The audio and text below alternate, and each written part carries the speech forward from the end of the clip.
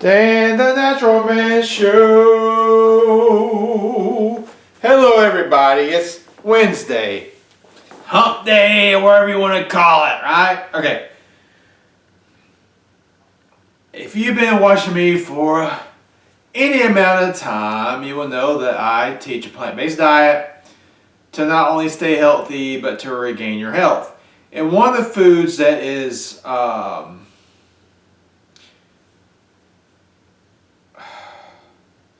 part of some plant-based diets is soy.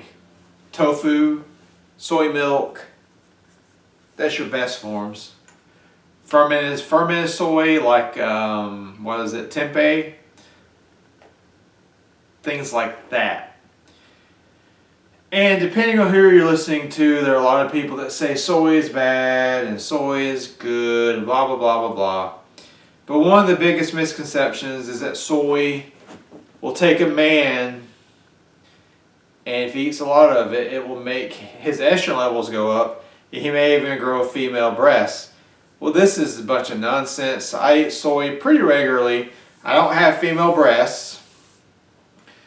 One reason is because the estrogen in soy is very weak. You're taking a very weak dose of estrogen. Plus, it is a plant estrogen, so humans do not have the receptor sites to uptake estrogen from plants, and this doesn't work that way. That goes for herbs too.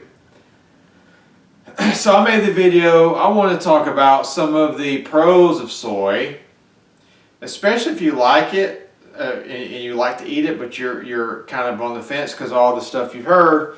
Well, if you actually look at the science and look at some of the cultures that have eaten it for a long time, you'll start to see that it's a safe food.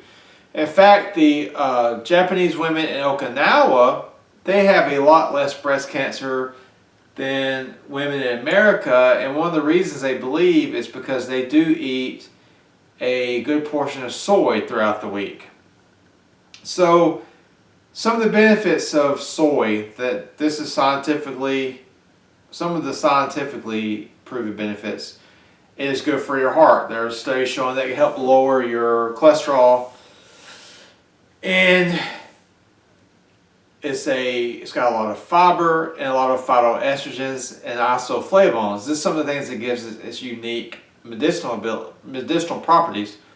Number two is there have been many studies to show that soy can help reduce proliferation of cancer cells. It can slow down tumor growth.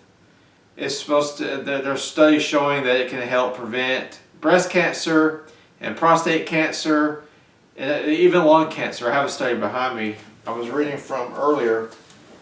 It even helps in the cases of lung cancer. So another benefit of soy is bone strength. It helps to strengthen the bones. One reason is because it's a good source of calcium and it's a good source of protein, but the protein in soy isn't as acidic as some proteins, say from dairy or meat, and so this helps protect the bones from an over acid effect. In fact,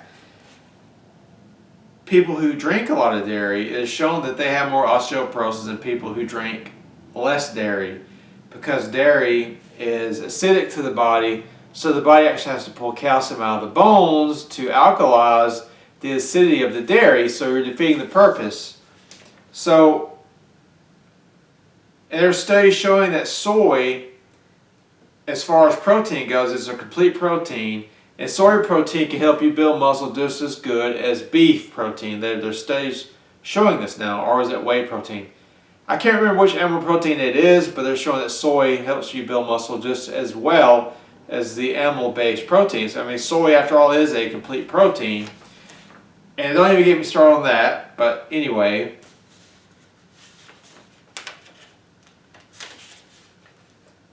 And so one of the things that throws people off is, they think tofu because it has a very bland taste. But you just have to learn how to prepare it and cook it. Look, if somebody gave you a piece of steak with no seasoning, you won't like it either. Most of your foods have to be salted and use herbs and spices to help flavor them. The only food that I know that doesn't need any herbs or spices to flavor is fruit. And I believe fruit is one of the best foods that we can eat. But to stay on the topic, soy can be prepared in a lot of ways. I recommend you find recipes. You can, a tofu scramble is really good. If you make a tofu scramble with vegetables and certain spices, it can be really good. You can fry tofu, you can bake tofu. There's so many different ways to prepare it. And I'm going to say this. You can have a healthy plant-based diet without soy. If you say, I don't like soy, or I'm still afraid of soy, you don't have to have it. But it does have some unique health benefits that other foods do not have. And sometimes, especially when you're plant-based, sometimes you want a little change. And so sometimes I like to get tofu-based dishes. But you can get all the protein you need on the plant-based diet without tofu, if you're worried about that. So I just want to talk about some of the benefits of tofu, and I think some of the arguments against tofu. I feel like people lie about tofu a lot, about how bad it is for you. It's not that bad for you. It's not bad for you. It's not any worse. Actually, it's healthier for you than a lot of your highly acidic animal proteins. So anyway, I hope you liked the video. If you liked the video, like the video. Please subscribe to my channel. Check out my page, danthenaturalman.com. And remember, until next time, keep it natural.